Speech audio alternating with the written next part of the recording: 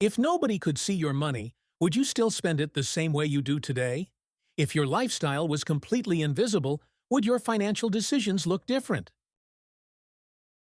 Most people claim they want financial freedom more than anything else, but their daily behavior suggests they crave visibility more than independence.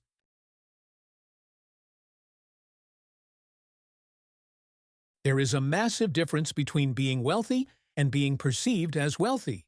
One builds silently over time, while the other demands constant proof. Wealth is quiet because it lives inside assets, ownership, and long-term positioning. Status is loud because it needs to be displayed, validated, and wealth compounds in accounts that nobody applauds. Status shines in purchases that everyone can see.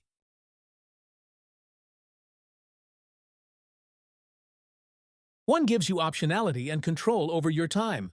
The other gives you attention and temporary admiration. Humans evolved to signal strength, resources, and rank inside a tribe. Modern society simply replaced tribal signals with material signals. Today, your car communicates your position more loudly than your savings ever could. Your apartment says more about you socially than your... We buy things not only for utility, but for communication. Every visible purchase sends a message about who we are and where we stand. The problem is not consumption itself, but the motivation behind it. When buying becomes signaling, freedom quietly gets sacrificed. Social media intensified this instinct beyond anything humans were designed for. You now compare your behind-the-scenes reality to someone else's curated highlight reel. You don't see debt levels or stress levels on your feed. You only see vacations, upgrades, and visible success. Your brain recalibrates normal based on repetition. And when luxury is constantly displayed, suddenly, keeping up no longer feels optional. It feels necessary just to stay relevant. You start upgrading not because your life requires it, but because your ego cannot tolerate standing still. Lifestyle inflation often disguises itself as progress. In reality, it is frequently performance. Every new purchase becomes a subtle announcement. Every visible improvement becomes a public update. The external world sees growth. Your internal balance sheet sees pressure.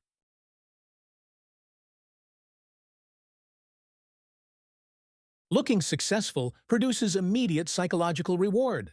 Becoming wealthy produces delayed structural power. And most people choose immediate validation over delayed autonomy, not consciously, but repeatedly.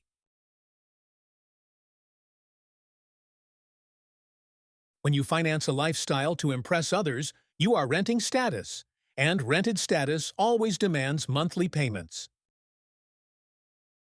The more impressive your visible life becomes, the more expensive it is to maintain, and maintenance slowly replaces momentum. Admiration creates expectations that must be sustained. Sustaining expectations often requires sacrificing long-term investment.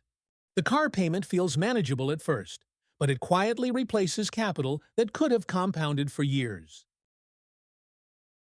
The upgraded apartment feels like progress, but it locks you into higher monthly obligations that reduce flexibility.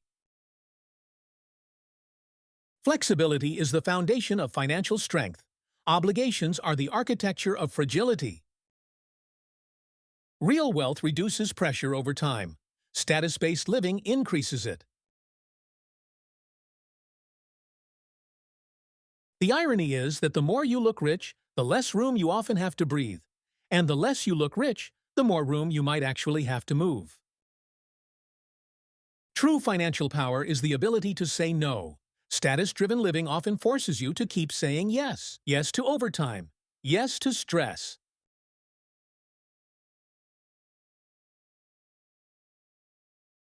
Yes to projects you dislike but cannot refuse.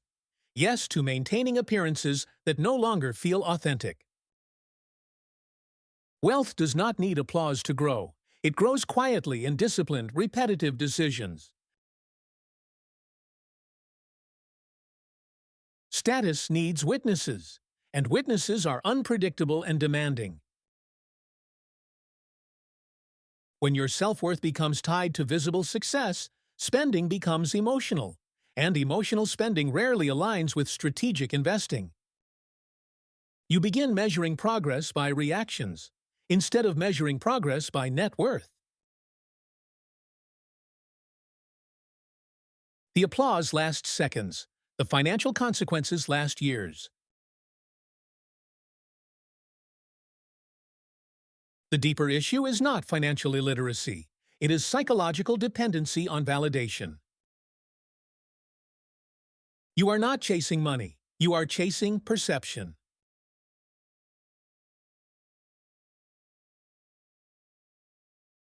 Perception feels urgent because it affects identity. Wealth feels abstract because it affects the future. And humans are wired to prioritize the present social environment over distant outcomes. But the future eventually becomes the present, and postponed discipline eventually becomes visible regret. Real wealth often looks unimpressive from the outside. It might look average, even boring. The wealthy person might drive a modest car, but owns appreciating assets behind the scenes. The status-driven person might drive something impressive, but owns very little beyond monthly obligations. Freedom rarely photographs well, but it feels extraordinary internally. Freedom is waking up without financial panic. It is making decisions based on preference rather than pressure. Freedom is having margin in money, time, and energy. Status compresses margin because image is expensive to maintain. The uncomfortable truth is simple. Most people would rather look free than actually be free. Because visible freedom earns attention, invisible freedom earns silence. Silence does not feel rewarding in the short term, but silence compounds into security. When nobody sees your investments, discipline must come from within, and internal discipline is harder than external performance. It takes restraint to not upgrade when income rises.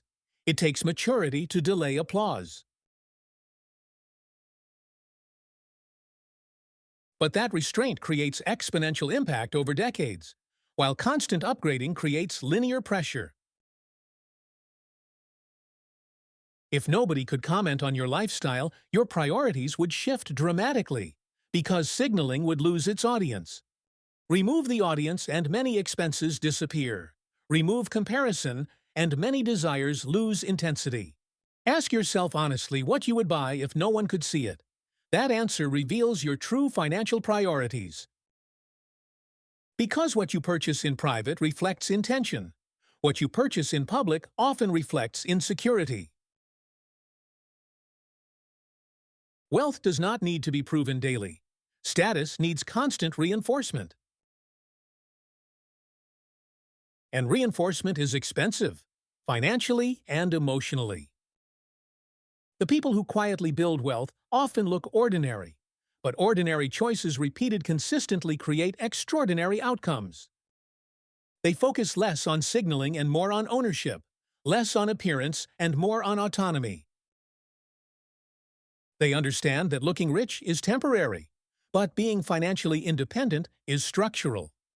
Structural strength takes years to build, but once built, it supports everything else.